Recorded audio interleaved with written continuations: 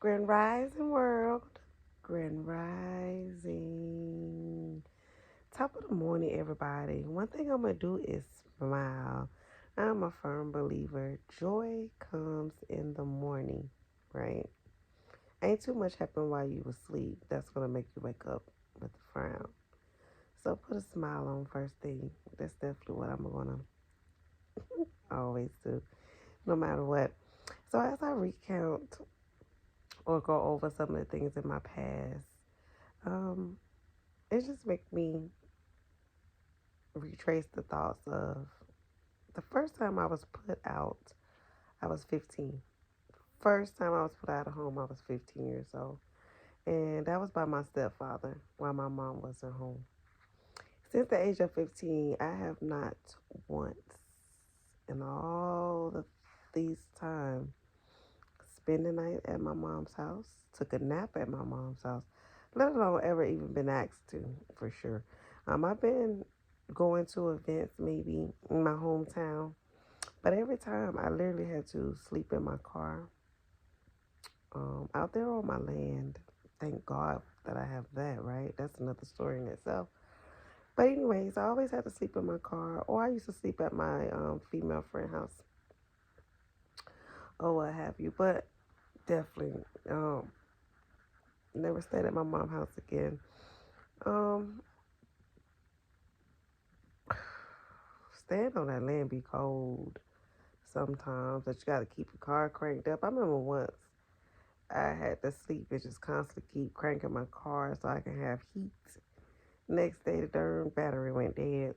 I was so glad I had someone that wasn't too far that I could walk to and get a boost. But definitely not the place you want to be stuck in the middle of that forest. But hey, it's done served its purpose. Kept me out of hotels and hotels fees at times.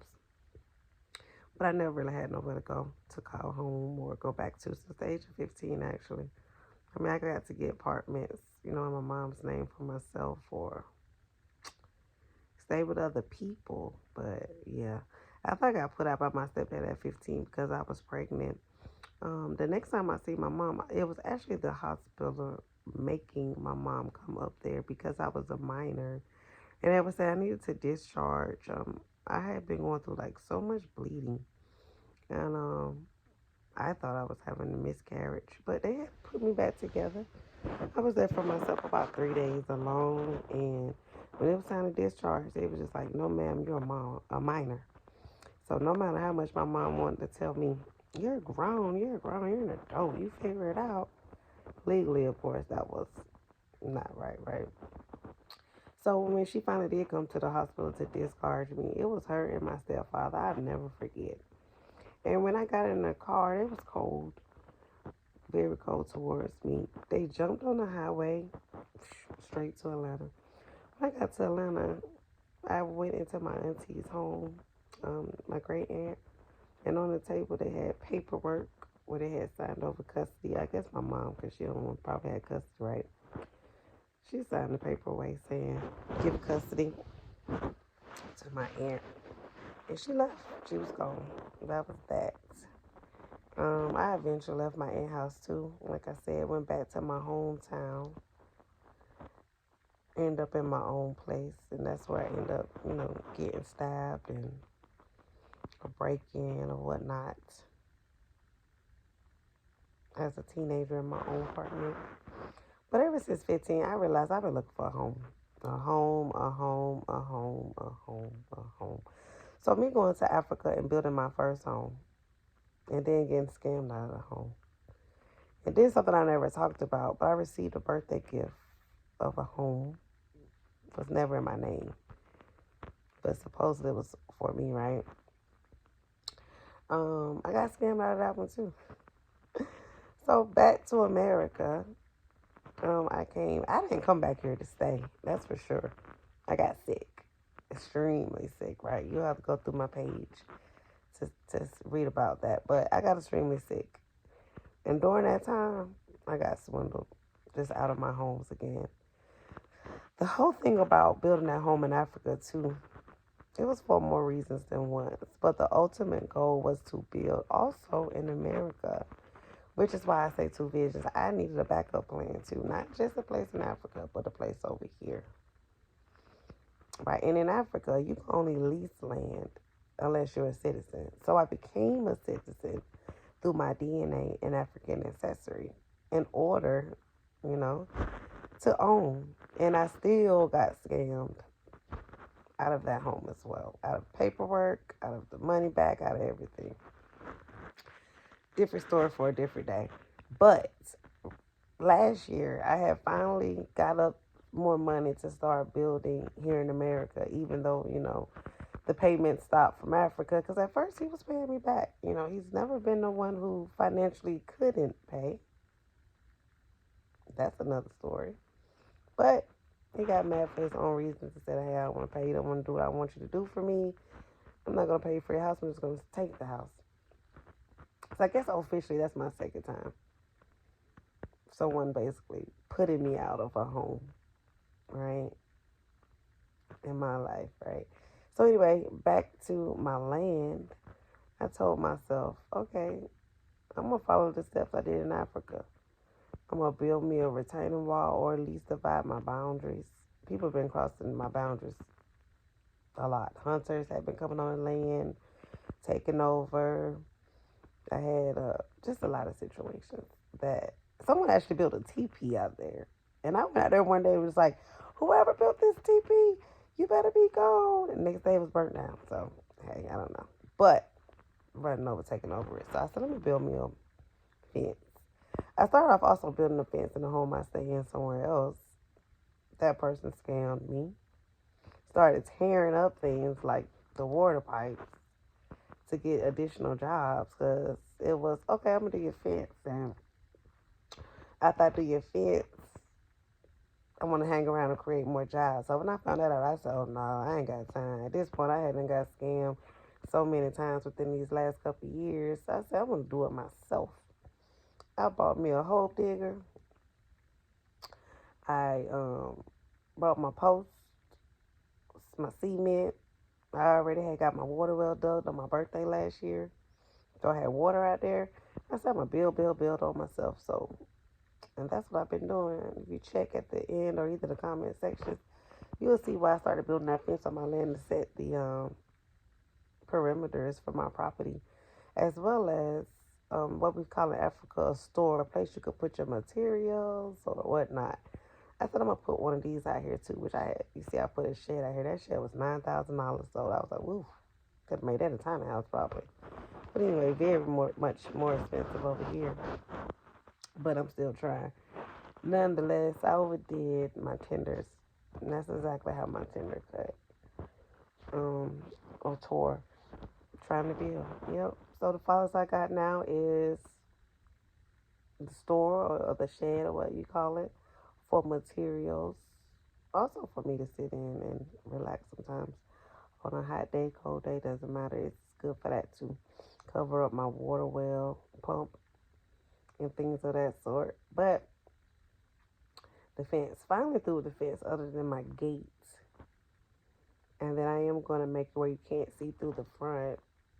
But all the lifting on the trailer,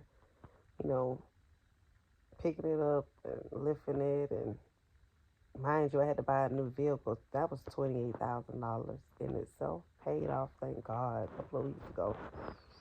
That was $28,000. So I did that, but I made sure I buy something with a hook so I can put my trailer on it in order for me to move my own wood, my own cement. But all that lifting and pulling, especially with a hand that's already more weaker than what it should be, due to all these tender grass repairs, I just tore more. So now, just 6 weeks of rest on this, and then I can start strengthening. Not sure if I'm going to go back to building up my homestead on my own, but I can say it's extremely difficult finding workers in America. They will stand you up. They will be lazy. They will have to, and they will scam you too. They'll create problems to have future jobs. That's pretty much what I have run in so far since I was in America. I can go over this on no again, or you can just go through my YouTube channel and you'll see the multiple times I've been scammed on my land. So far, three.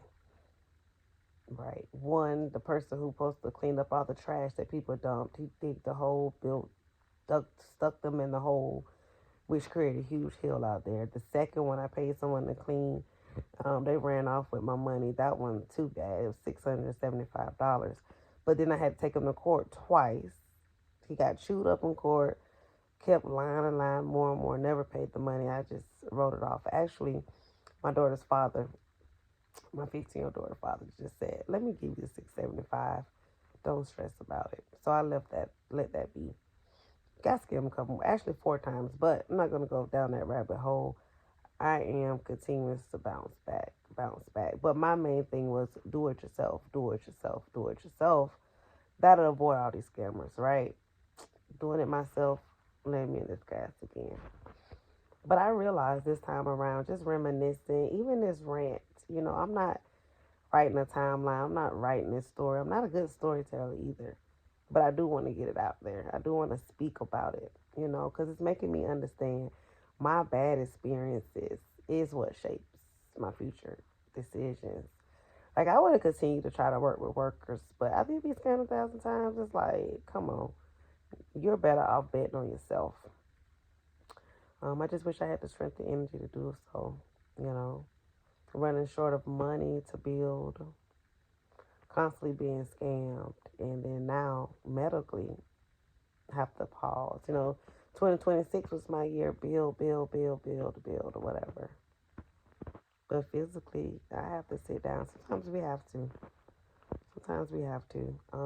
I don't have nowhere to go if everything hits the fan. I don't have a home to go to or a parent's home that I can, go regroup at or anything like that. So I got to make a place somewhere for myself and my children. I don't want my kids to face situations I had. No doors are open for you. So sleep in your car, Yeah, I don't want that for them. So God's willing, I'm going to come up with a plan. I don't want a trailer out there. Trailer lasts, 50 years to the most. I think about my future generations, my children's children, things of that sort. So I want to build something that's going to last. I thought I was doing that in Africa. But really what I did, provided a home for him, his future kids, neighbors, generations all around there. My kids will never benefit from that. So I'm back to square one. My fence is up. I mean, hey, you could check that out. I think I did a decent job, but the job is still not done. And now I have another setback, more adversity. So trying to figure out next.